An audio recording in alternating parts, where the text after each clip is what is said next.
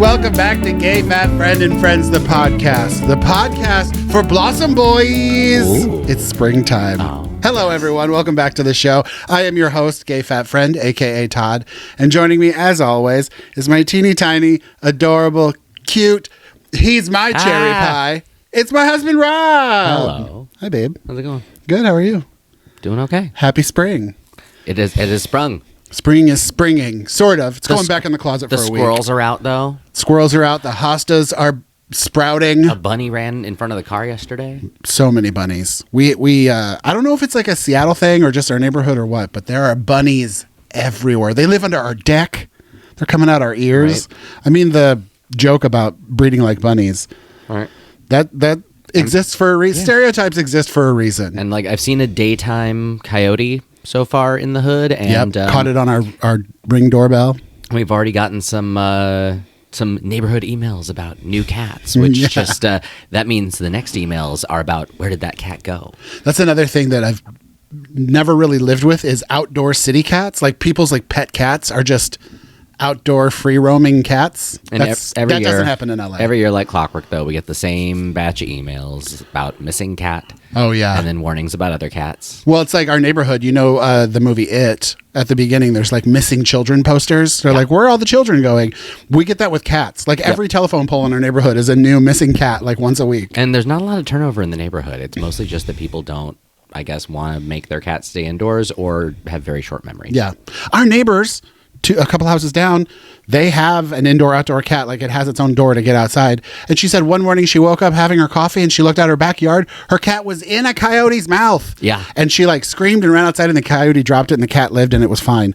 But yeah, her cat was just in a coyote's mouth. You know, like you do. That is insane. Yeah. I don't know. I grew up on a farm. All of our pets were outdoors. Like the dogs were afraid of the house. They never wanted to even come inside. And obviously all the cats lived in the barn and stuff. So I'm used to pets living outside, but not in a city setting. No, it's even growing up in the burbs. It was like, like dogs had access to the backyard, but they were very much indoor dogs. Yeah. Also, I feel like people in the neighborhood are starting to get more comfortable activating the email list because we've gotten emails like, I spotted this coyote here. And it's like people have turned our inboxes into Nextdoor.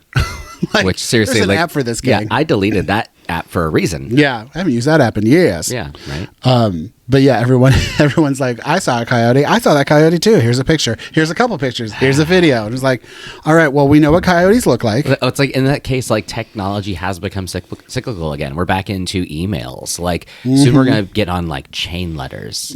Yeah. Like, and then we can go back, to where all that behavior goes back to Facebook again. Yeah, but. Like I said, it's spring. Everything's blooming. Everything's blossoming. The cherry blossoms are about. I'm a sneezing. Yeah. Oh my God, I sneeze so much. And like I had septoplasty surgery, which made my beautiful voice much brighter, happier. I rarely get sinus infections, knock on wood. I can breathe peacefully. But the one thing it did create a bunch more surface area inside my sinuses to sneeze about. I sneeze so much now that I have these wide open sinuses. At least maybe that's good. It's blowing it out. I don't know. Right? At least like 50 times a day. I also have the most sensitive nose on the planet. Like, I have those fake nose piercings that I like to wear for videos from time to time. Even just having that ring, that fake clip-on ring in my nose for 5 seconds, my face itches. I'm sneezing. Like my nose is off limits. I can't do it. All right. I need some kind of, I don't know, maybe like a powdery numbing agent that I could put up in it so it's not so sensitive. Just kidding. Yeah, I was like, I don't do that stuff. Oh, I was like, I'm afraid of everything. Took me a second to see where we were going there, but I was like, also, you could just accept your nose. I have a panic attack when I take ibuprofen. Right. I do not like illegal substances. No. They just don't work for me. But yeah, it has been warm in Seattle for 2 seconds. Everybody was out and about. The city was bustling. Seriously, everywhere you look, people running. And now we're going to go back into the springtime closet for like 10 days because it's just supposed to rain and be 40 again. It's so weird. Yeah. It just lasts so long. Never makes up its mind here until we just go into summer. You doing okay? You seem a little sleepy. No, I mean, I'm a little sleepy, but also it's like as an indoor kid, I don't have super strong opinions, and I'm doing my best to yes and you here. But like, speaking of spring, I don't care about spring. It is funny that you just prefer indoors at all times. Like, yeah, I am somebody who like, embraced the Southern California way of life of one season year round. Mm-hmm. And I was ready for a change, coming up here. But like that's more of a change of like, oh, I like that it rains. I'm not so much Against the windows and the roof outside. Exactly. Yeah, exactly. I like looking at rain and maybe hearing rain, but yeah. There's no reason for me to actually experience what's happening outside. Yeah. I could have done that in LA. You were so excited to move to America's outdoor city, and now you're just doubly indoors. I never said that. I said I was happy to move to Seattle because it was like, Well, no, I'm saying techie Seattle, and, like my scene. But Seattle is America's outdoor city. I and know, you were so excited to move to Seattle. Well, but so you were the one with the camping dreams, and I was like, I thought it was going to happen. Yeah, no. But I mean, honestly, sleeping in a tent is a young man's game. I just don't have it in me anymore. Right? I can glamp. If there's going to be a cot or a bed or a mattress or a cabin, I'll do a cabin any day of the week. And even then, a cabin, that's different. That's different than camping. Yeah. But I don't know if I could do like sleeping bag tent, putting it up myself. Who has time? I'm busy. No, thank you. I think our bodies just would hate us too much for sleeping on the floor. Well, it's like you always say, we're taking advantage of our rent. Right? We're getting our rent's worth. Yeah, we're enjoying our rent here and making the most of it. Like, yeah.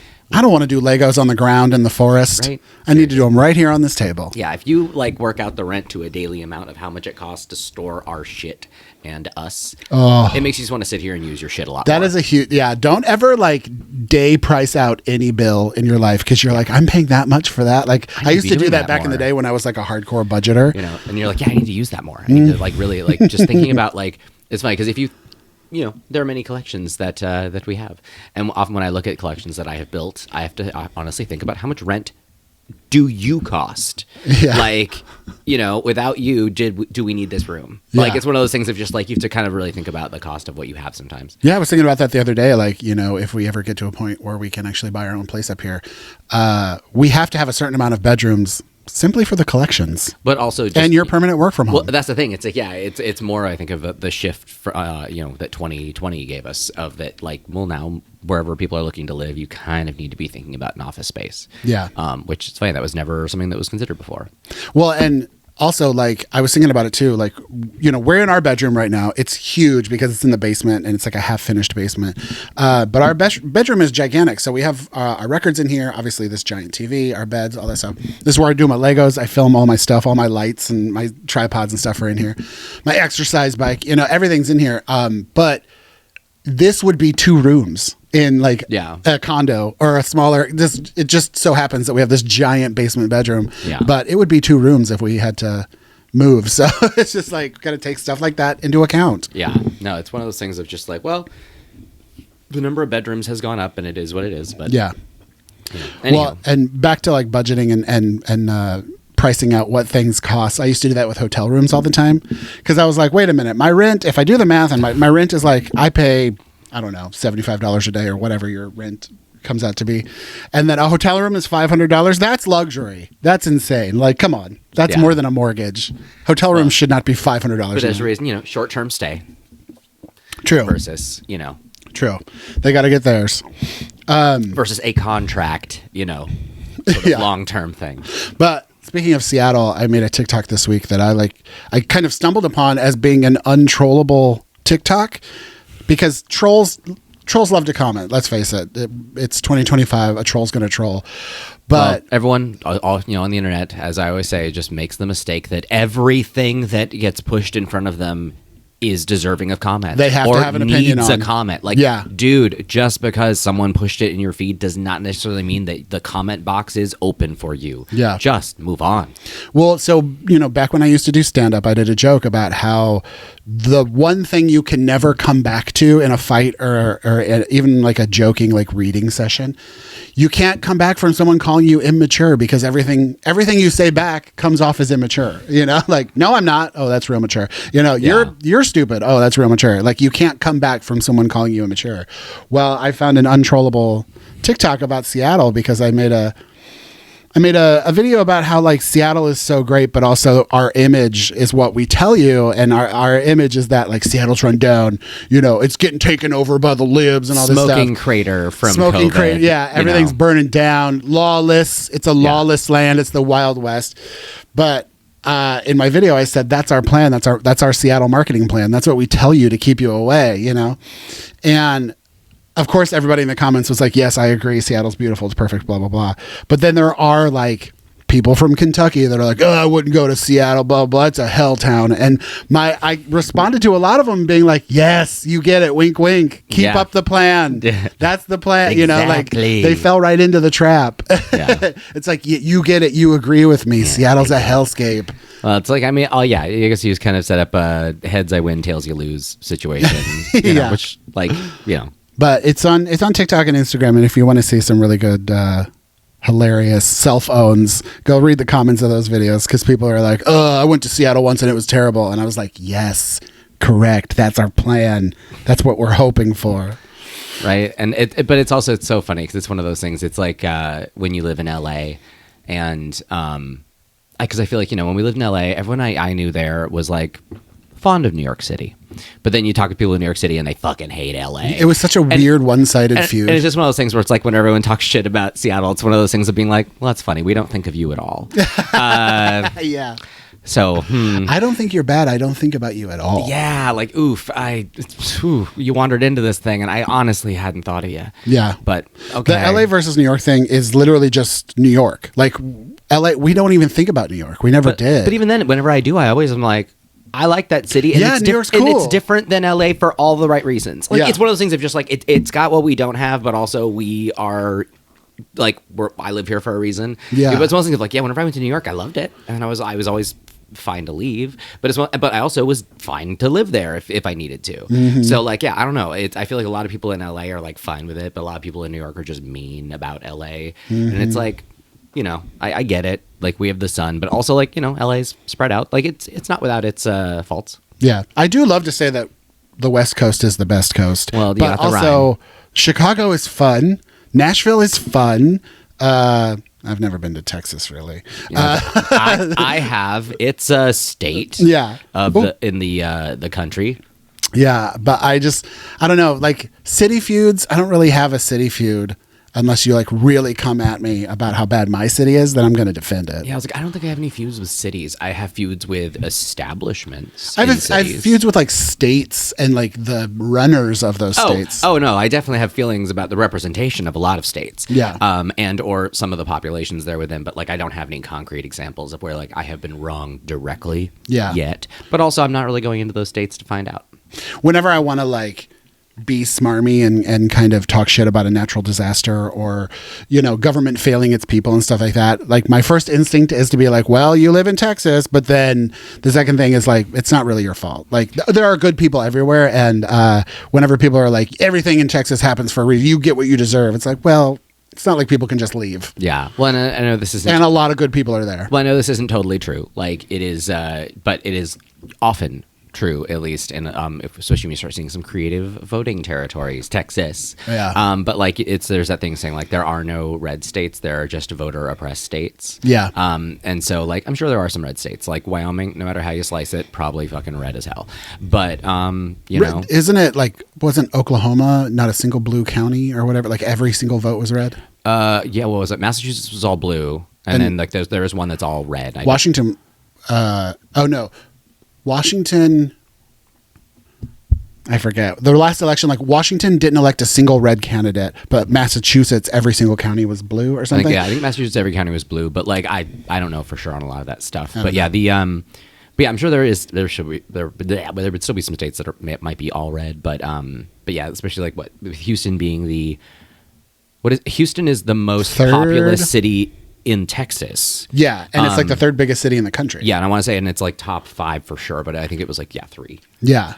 Because yeah, like it's just like I had no idea, and I remember talking to somebody who was from Texas, and we were talking about like, and like they said, oh, can you guess where I'm from? And I was like, Houston, and they were like, how'd you know? And I was like, statistically, it's in my favor, like to say that you're from Houston. They're like, what? No, because Dallas is the biggest city, and I was like, or San Antonio, but like they made a guess about another big city though, and I was like, actually, I'm fairly confident Houston's giant. Yeah. Because I heard like a trivia thing somewhere. I didn't know for sure. Yeah.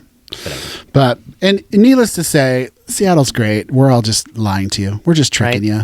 I mean, although seriously, like, But don't bring that evil here if you're going to be a dip. I'm staying indoors, so you can take that however you want it to be. The weather is either so or so that I am just indoors. Until records start growing on trees and that you have to hike up a mountain to pick them.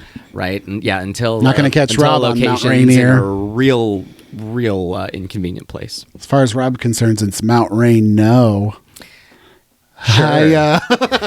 Rain, like you still can't say it. I don't want. Yeah, right. I still can't say it right. I want to go into like Russian, but I guess it would be like rain yet. Yeah, there you go. That's my joke on that one. But yeah, I still have to be like, how do you say it? Where do you put the emphasis? Because everyone gives you weird mean face if you say it wrong. Well, one of my favorite things when I go to any city, I want local. I want local, I want homemade, I want what the locals do, that kind of thing. And when we first came up to Seattle, which was my first time ever in this city. This was like my favorite thing. When we came up to Seattle to find our first apartment, we went to a bar for like lunch, and it was in the gay neighborhood. And it was empty. It was like daytime. Yeah, it was daytime. There was no one there. It was like a Tuesday. But anyway, the local beer here is Rainier Beer. And I was like, I want to get one of those. I want to have that with my lunch. And so when we ordered, I went up to the bar and I was like, I'll take one Mount Rainier beer, please. And the bartender, she was just cool. She goes, oh, cool. Yeah, Mount Rainier. That's funny. And I was frozen in, oh, fuck. I called it the wrong thing. Because you wouldn't say that. Well, and I want to say you thought you knew what to say and you were going out of your way to say it a particular way. I Family Feuded, good answered it in my head. I was like, played good answer. Played the options, chose one, not right. I was wrong. It's just Rainier Beer. Well, and it's funny because like I am the person that like because back when we lived in Los Angeles, a coworker of mine was from up here, and she lives up here now. And every time I tried to say Mount Rainier, yay, you got it. But I always want to say I think Rainier. Yeah, is what I always wanted to say, just looking at it. But whenever I said it, she would always correct me and make fun of me for it, and I was like, just stop saying it. But like, also I've heard like, because of the inside track for that specific beer, I knew that you could call it vitamin R, and so that's what I call it at bars because I don't have to say the word that way, and that's like a local term. Yeah, and at least everyone's kind of like, oh, hey, But yeah, someone's like, just give me a vitamin R because it's the easiest way to do it. But circle back, needless to say, now we just call it Mount Rainier Beer as a joke because it's funny to say. That's cute. I'll take a Mount Rainier Beer. And she goes, oh, haha, that's cute. That's funny. Yeah. Mount Rainier. And I was like, oh, shit, I know. I fucked up. I said the wrong thing. Also, this is our fourth spring up here, and we still have never gone to Mount Rainier. Not even near it. I mean, you can see it. I say this all the time as a joke. Like, obviously, Rob is the love of my life. There's no one else but him. But I do need to find like an activity boyfriend who can like do this outdoor stuff with me and not physically fall apart when we go there. Out of like, not frustration. You just don't want to be there. Yeah, I just don't want to be there. It's not that I can't do it. I mean, I'm that way with record stores. I don't want to be there. It's funny because like even I remember like back in the day when you used to do Runyon all the time. I did Runyon with you once. One time. But it was funny because like I used to do Runyon all the time. But like the way I do Runyon is it's a social experience for me. So like the entire time I'm like walking and talking and doing my thing, and he has like his own thing where he's like, no, I stop here, I take a break, I go for a pattern here, I don't talk to people, I need to like do my breathing, and I'm just like, okay, now this is not fun. I generally have to listen to the loudest music so I can't hear my heartbeat in my head. Yeah, I was like, this is just torture for me now, and so it's one of those things of like, if I'm doing this, I need to be kind of just I guess at my own pace, but also like, I don't know. I mean, being outdoors is cool. Like there might be a really great moment, but a lot of it's just I don't need to be outdoors. We have outdoors at home, right? Seriously, like I don't need bugs, I don't need a sunburn, I don't need like to roll an ankle. Speaking of bugs and sunburn, the White Lotus finale is tonight. So we record this on Sundays. Our podcast is every Sunday. We record it in the morning, and we're gonna have to stay off social media starting at like 2:00 just in case somebody gets like an early feed. Yeah, well, and honestly, like no great loss for me. I need to have like a firm like put down the social media queue lately, because especially, I mean, like I agree with all the shit that I'm reading on Threads and Blue Sky. Don't get me wrong, like politically. Yeah, we need to protest and shit's stay scary. active. Like I want to stay, but also it's just healthy for your brain. Yeah, I want to stay tuned in to get off. But also, and I will vocalize this because it's driving me fucking nuts. My Instagram feed, 90% of my ads at this point are for various ministries, churches, or MAGA related political clothing. It's so And, weird. Like, I was clicking into the accounts to block them because I want to actually block the account and then I go back and say I don't want this ad, which I was doing, but I'm worried now clicking into the accounts is making them think I want them. Although, like, we were chatting about this off podcast, and it does seem like they might just be using some tags that aren't appropriate for their product to try to get themselves into people like me's feed. So that's my theory, because all of my ads on TikTok are for Christian clothing brands, and you go to their page, they have 2 followers, 1 post about this Jesus t-shirt, and that's it. And they're paying to promote it as an ad. And my theory is that they are tagging LGBT, tagging gay, tagging liberal, tagging Democrat, like all this stuff in their metadata, so it gets into our feeds. Because I block them as much as I can, but on TikTok you can't block ads.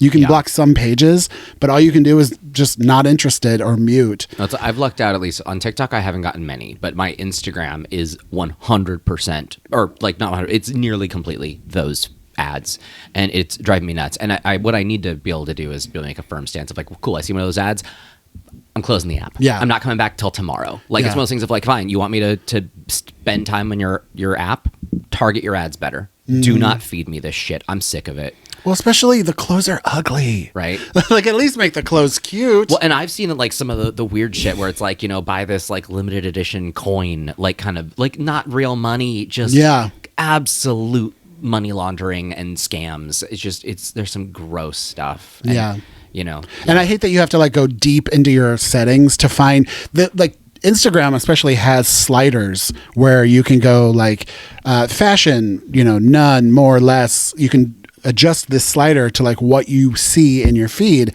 Even if you adjust your sliders, you still get bullshit. It's like, fix your programs, guys. This sucks. Now the way I have to watch stories is whenever I'm like looking at somebody's stories, when I hit their last story, I swipe down to close their story, and then I tap the next person. That way I do not get the ads in between the stories. I do that a lot. Which I used to not have to do that, and now I do. And like, this is gross. The one thing I did to fix that, though, which on Instagram my ads are pretty perfect because I've done this. TikTok hasn't really caught up yet, but I actually go to the pages of like the shopping I want to see. So like Carhartt, Old Navy, just bullshit that doesn't really bother me. Bath and Body Works. And I'll search those things. I'll go to their pages. I'll like a couple posts. And then when I get those ads in my feed, I usually swipe through at least like 5 or 6 pictures of the carousel to kind of, and sometimes I'll even like them just to show the feed, be like, this is the ad you need to be sending to me. And it's kind of, on Instagram for the most part, it's worked. I used to be in a lot of the direct-to-consumer, special vinyl pressings, vinyl toys, Simpsons stuff, like, every Simpsons partnership. That's how I found out about their partnership with Billabong, Swatch, like, I probably when they were doing Lego the first time. Like I've gotten so many targeted ads. Yeah, we used to get a lot of Simpsons fun stuff, just like socks and. Well, Simpsons did a lot of collabs. Maybe they're in a downtime right now. True, but like they had Collabpalooza, and I usually found out about them via my Instagram stories ads. But anyway, we get no more.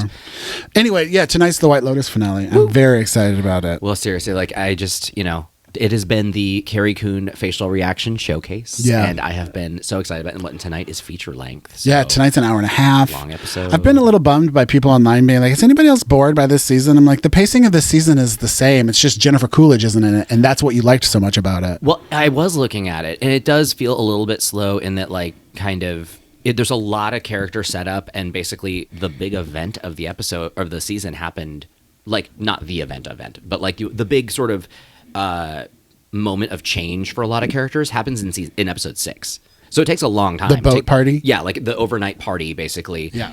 Or the moonlight party is when a lot of things happen to a lot of different sets of characters all in that one night. So it takes 6 episodes to get to that. And now we're all seeing like the outcome and then eventual like second climax from it now. So it's definitely, it doesn't feel quite as I don't know. Well, it's the second episode, the second season, I will say, I think was quite possibly perfectly tuned of like comedy, and it had enough kind of rolling drama throughout every episode. Well, the thing is, like, the first season is 6 episodes. So the first season is so fast.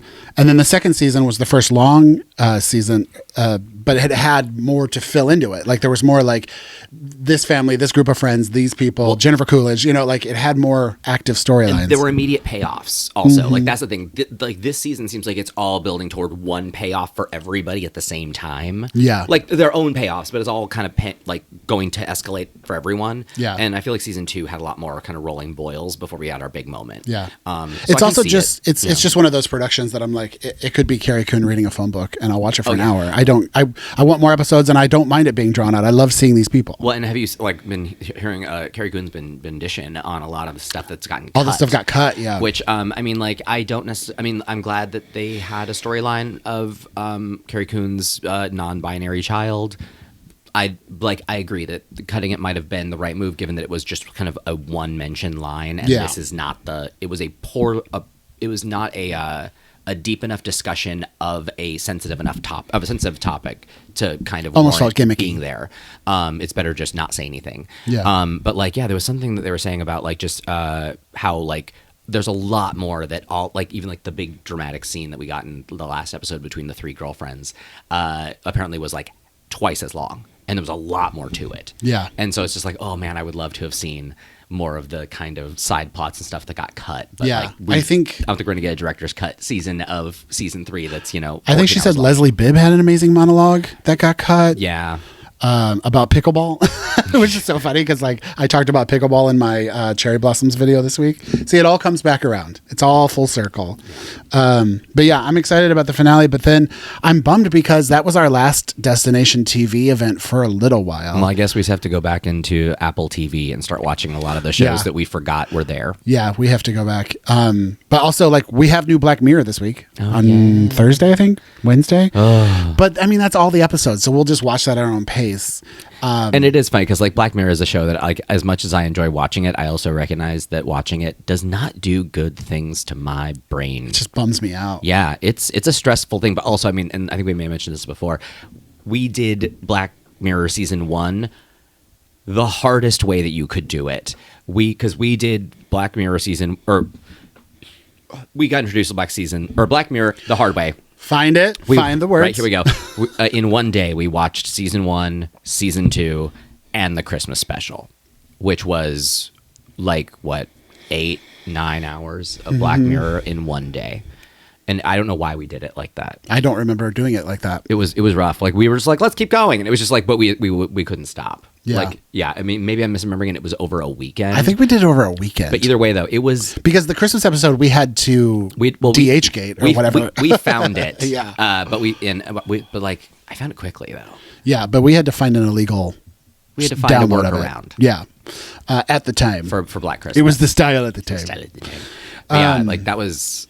But yeah, Black Mirror is like so good, but it can be a trauma dump sometimes. And we've gotten better at pacing ourselves out. I think our next Destination TV event is Last of Us season 2, which is later this month, which is a couple weeks. So, and then House of Dragon, which I don't even think they have a date for yet. And also, that's not event TV. That's just TV that happens, and I just happen to sit next to you for it now. Oh yeah, you don't really care about it. I don't care. But I do. I love a good HBO Sunday night event television thing to watch. As much as I do love streaming, like releasing every episode, let us binge it and on our own, time scale. I don't even know what I'm trying to say. Pace. There we go. Let us watch it whenever we want. I do love when they force us to tune in one day a week to watch something. Kind of like Drag Race, which we only have 2 episodes left of. Well, it's like what I'm ready for is another Disney Plus series that I want. Like I need another Agatha All Along or WandaVision. Yeah. That's what I like, because seriously, there was something so fun about Agatha All Along being weekly, and I could use that again. Yeah, because I love, I don't so much participate in them, like I don't do videos about them, but I love watching fan theory videos about like, here's what you missed in this episode, here's what's happening next, here's what this means. Well, some of the Severance ones were mind-numbingly stupid. Like some of them are just like, did you catch this Easter egg? You mean, did I see the clear reference to what happened last episode? Yeah, it's not an Easter egg if it's literally just part of the story. I watched the show. I saw. Oh man! But also, some people need to make content out of everything weekly. So yeah, it's a bit frustrating. But anyway, I'm excited about the finale tonight. Like I said, we have to stay off social media the rest of the day so we don't get any kind of spoilers. And normally, like, Rob's the spoil king. He hates spoilers more than like angrily. And then he takes it out on me, and we have to go to counseling. But I don't really mind spoilers so much. It bums me out. Like, if I find out who won Drag Race before I watch the episode, I'm going to be bummed. But at the end of the day, it doesn't really like ruin my life. But like stuff like this, like White Lotus, I don't want to know any of it until I watch it and see it happen. So, well, and it's funny because I've gotten to a bit more of like, let me just make up my own mind on some stuff. Yeah. And it is funny because like there was something that recently that happened, and I was worried you were gonna. It was like the new Miley Cyrus song came on my like Discover Weekly playlist, and as soon as it started, you were like, "Oh my god, I love this!" And I was like, "What is this?" And he was like, "Oh, it's the new Miley Cyrus." And I was like, "Oh, cool." But it's funny, one of the Todd moves is often to be like, "It's a lot like this," and it's like, it's currently playing.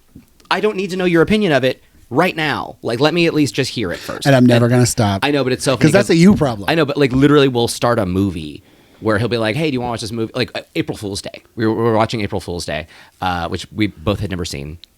Really fun. Yeah, it was super fun. fun. Can't believe a 40-year-old movie that wasn't spoiled for us. And so we were watching it, and but like he was like, "Do you want to watch the trailer?" I was like, "No, we're just going to watch it." And then it starts, and he was like, "I had no idea it was going to be so much like Clue," and I was like, dude, the movie is literally starting. I have no idea what it is. I could have just seen it completely cold. Again, that's very much a you weirdo problem. But it's funny. It's one of those things of like, don't prime me. Like, and like literally, if I've made it this far without having it spoiled for me in any way, except for like the poster art, just let me have this. And the only thing I was comparing it to Clue about is that it was a bunch of people in a house together. That's not a spoiler, weirdo. But frankly, like, I didn't know that. Well, it's like also we watched Sonora last night, and I had no idea, like I wasn't positive what city it took place in, and also like I had no idea where it was going to go. By the time we hit the midway point of that movie, I was fully surprised, and so I was just like, okay, cool, like this is neat. Because like also earlier this week we watched The Monkey, which I have not seen. I had not seen the trailer for until after we watched the movie. Yeah, and you did read the book though, so you already knew something. I read the short story, and it's funny, like they are basically unrelated. Aside from The Monkey, but like, it's very much like the movie is its own thing.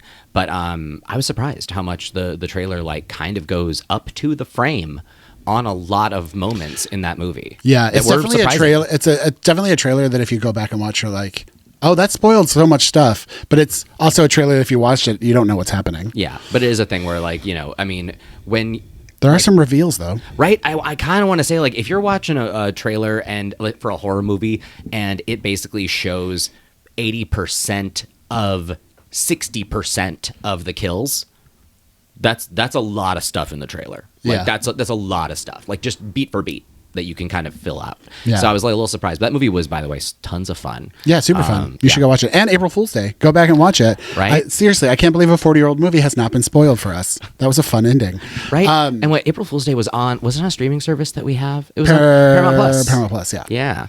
But yeah, I love you more than anything on the planet, but you're going to have to get over that trailer. Like, the trailer for Tron came out this week, and I simply said, the trailer for Tron came out, and he got mad and left the room. No, I can't even say the word trailer anymore. Room, but like you were talking about it, and I was like, and you were like, and I was like, like, yeah, we're good. Just I know, like, you're the only person I talk to. I can't talk to Ruby about it because Nine Inch Nails did the soundtrack, and they're credited as Nine Inch Nails, not Trent Reznor and Atticus Ross. So you have like, all sorts of internet friends that want to talk to you, and you want to talk. They're to not them. in my kitchen, Robert. Well, that's for the best. Don't come. Speaking of my kitchen, so you guys know I'm on a Zep-bound journey, losing weight with these injections, and a true, real big part of it, because like normally back in the day when I would diet and calorie count and stuff, I wouldn't actually calorie count and like pay attention to stuff. But with this, you physically have to, because like it affects the medication, but it also affects your like organs. So you have to say hella hydrated. Like you have to drink water constantly all day long. And then you also have to eat a shit ton of protein. And I am tracking my protein intake, which Rob thinks is so funny because, careful. Sorry, that was me just losing interest passing out onto the microphone. So hard on protein. But he's always had a problem with protein bros talking about protein. But I literally have to like buy protein supplements and foods now to get all of this goddamn protein into my body.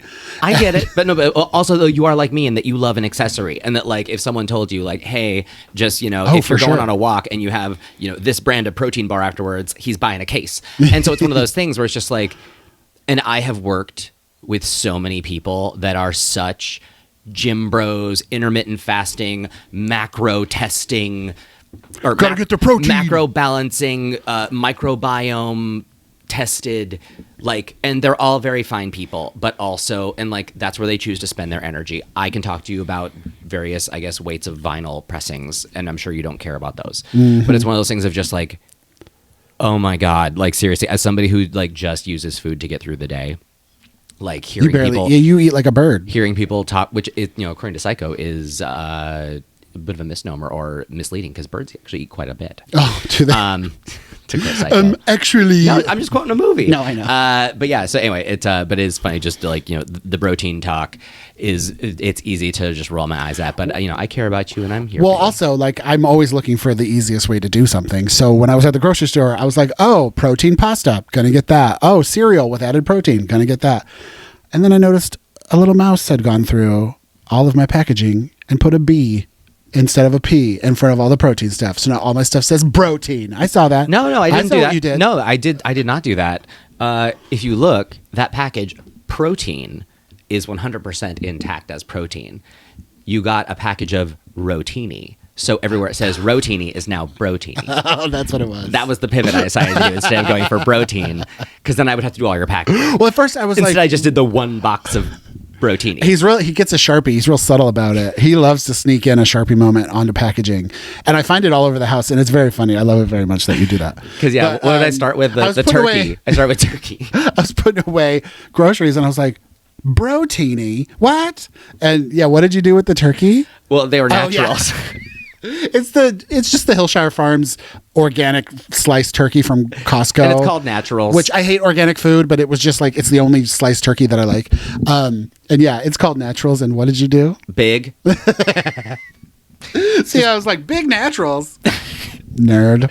But yeah, no, I love defacing products with Sharpies. You're once really we good own at them. it. Thank you. Well, I mean, it's happened multiple times. Rob will get me a Christmas present that is not arrived by Christmas, so he'll figure out a way to wrap something else and give it to me. And one year, we have a rock salt lamp, which I'm obsessed with. I love rock salt lamps, but it hadn't arrived by Christmas, so he took the salt out of the kitchen, a salt shaker. Yeah, of like pink rock salt. And so I took that and I just took a Sharpie and blacked out a couple of words on the package and added lamp in the appropriate place. And so you just had to kind of read it. And it's like the grinder one from Trader Joe's. So I opening it, I was like, is this just the salt from the kitchen? And he was like, look at the label. And it was from my salt lamp. But also my family has gotten like, sorry your great aunt passed cards for their birthdays where I crossed out every word and put happy birthday on it. I love that. Like, I will totally do that too. I mean, I also used to wrap people's gifts in movie posters. Yeah. Like, yeah, my sister has gotten multiple Christmas gifts wrapped in posters about from that like movie of the week about the Exxon Valdez disaster. Great. Don't ask why I had them, but like that's what she got for Christmas that year. I don't remember what the gifts were, but that was the wrapping. Anyway, all that to say, tracking protein and making yourself eat over 100 grams of protein a day is so hard. It's so hard. And I was just like, no wonder gym people are crazy. You're always tracking all these numbers. It's all I think about. Right. It's all everywhere. in my head. And like realizing how much protein is in everything and in nothing. I was like, oh, I'm sure this, delicious Cliff Bar has a ton of protein and it's almost none. I was like, why am I even eating these? I need to fill myself up with protein. And a lot of people don't tell you most of the protein, especially supplements and powders, it's just milk. It's from dairy. I'm eating so much dairy, legs and dairy. Good Lord. Well, Legs and dairy. It took me a second there. I think that's a good time to move on to our final segment because I got to get my protein in. Seriously, he's withering away without Which is- ingesting some. Do you need some jerky for the podcast? Right? Is there protein in this marker? I need some right now. I'm about to fall asleep. All right. It's your turn for the final. What's your order? What's your order? Oh, God, don't hit me. I'm shaking it real hard. You look like you're about to bludgeon me. To randomize. Do we only have one left The in here? one thing in here. Oh, oops. We have a box. Used to be filled with America's favorite fast food restaurants. It was supposed to be filled with popcorn. Yeah, this is a popcorn box from Beetlejuice. But yeah, we went through all of America's favorite fast food restaurants quite quickly. So now we don't really have food in here anymore. But I think this might be food. I don't know. We have one last thing to pull out of the What's Your Order box. And then I'm going to have to figure out something crazy to fill this with because we're out of ideas. You're going to have to look up corporate icebreakers and it's going to get real weird. Yeah. Or we're going to do like 2 truths and a lie. I don't even know. Exactly. So here we go. So, all right. Bah. Here we go. Oh, you hit my watch. Sorry. Julia Roberts did not have an Apple Watch when she did that scene. All right. That's what Honora was missing. A engagement ring clampy moment. Oh, yeah. We watched Honora last night, and it's like Pretty Woman, but sad. All right. The final What's Your Order of this round is who's your favorite singer? Now, when I created this, I literally meant singer as in voice. Like, who is your favorite voice singer to listen to? It's tough. Because I know mine. I think I know mine. Because, and I will also do a top 3 because I feel like I rotate through them enough that they are pretty equal.